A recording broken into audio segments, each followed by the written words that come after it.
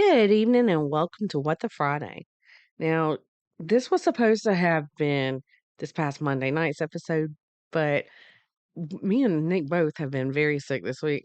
Um, there was no way I could have recorded an episode for Monday night, so I did like a replay of an older episode. But anyway, we're still sick, but I'm trying to get through this episode, so you'll have something new to listen to tonight. But now you might have noticed that mystery is part of the title of the main podcast. So I thought that tonight, since most of the episodes this month have been pretty dark and heavy with murder, I'd switch it up a little and do a mystery. It didn't happen on Christmas, but it did happen in the month of December. So stick around and see what it is that I'm talking about.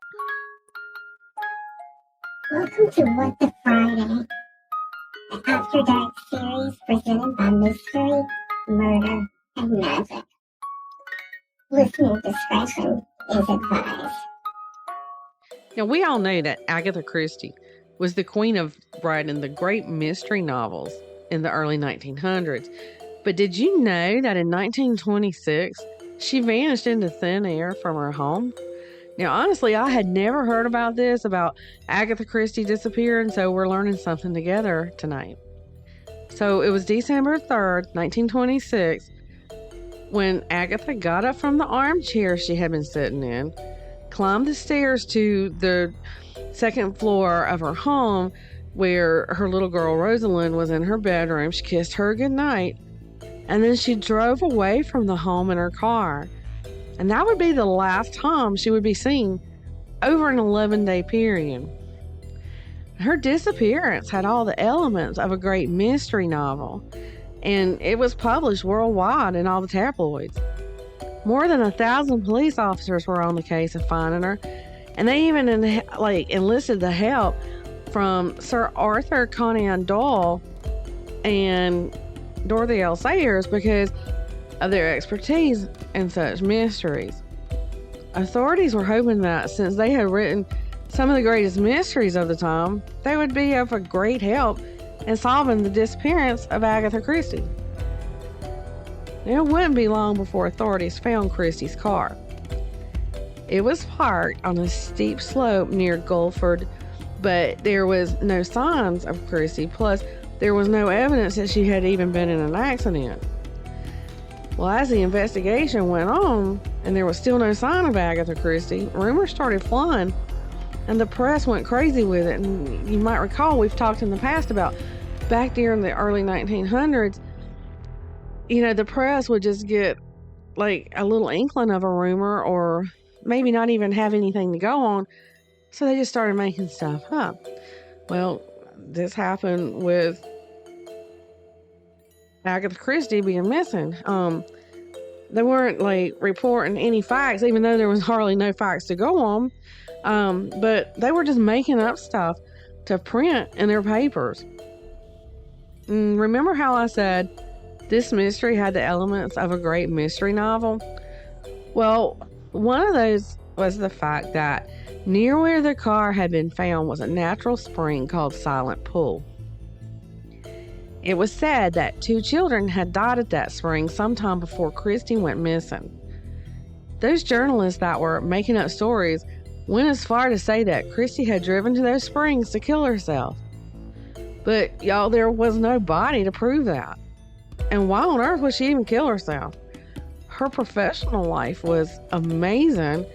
And as a matter of fact, her 6th novel, it was called The Murder of Roger Ackroyd, was selling very well. Then there were others that thought that her disappearance was merely a publicity stunt. They said that she was just doing this to promote her newest book. And another popular theory was that her husband, Archie Christie, had killed her. He was well known to be the man about town, if you know what I mean. And it was also well known that at that time, he had a mistress. Well, several days into the investigation, police brought one of Christie's pets to the scene where they had found her car, hoping that it could pick up her scent. But the little dog that they brought only whined pitifully, and he was no help. Well, days turned into a couple of weeks, and Christie was finally located. But when she was located, there was more questions than answers. She had been found at a hotel in Harrogate, and she had no recollection of why she was there or how she had gotten there, but the police came up with the theory that she had crashed her car and then caught a train to Harrogate. She had checked in under the name of her husband's mistress, Tressa Neal, and she had very little luggage with her. So how did the police find her? I'm glad you asked. Well, it seems that at first, Agatha was doing a great job of blending in with the rest of the folks staying there at the hotel until a banjo player recognized her and alerted the police. The police told Agatha's husband where she had been located, and he drove there to bring her home. But when he got there, he had to wait. It seems that Agatha was in no hurry to go home, so she kept Archie waiting for her in the hotel's lounge while she changed into an evening dress. Well, to hear Archie talk about what had happened to Agatha, he said that she had suffered memory loss after crashing her car. But a biographer named Andrew Norman said that Agatha was suffering from what he called a psychogenic trance. Now, these days, that is classified as a dissociative disorder. I have a hard time with that word. But Norman backed up that claim with the fact that Agatha didn't recognize pictures of herself in newspaper articles about her disappearance, and that she had named her new personality same name as her husband's mistress. Now, Agatha Christie, she did go on to recover from this, and she went on to write many more novels. Now, what she wasn't going to do was put up with Archie's wild ways with the women.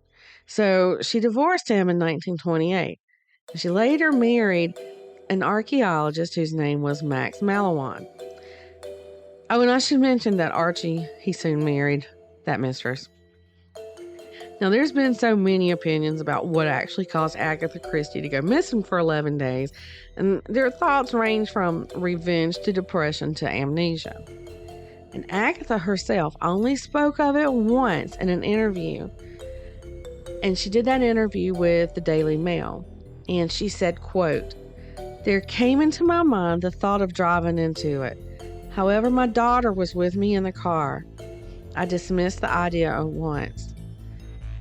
That night, I felt terribly miserable. I felt that I could go on no longer.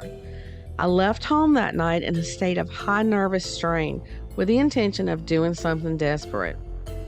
When I reached a point on the road which I thought was near the quarry, I turned the car off the road down the hill toward it.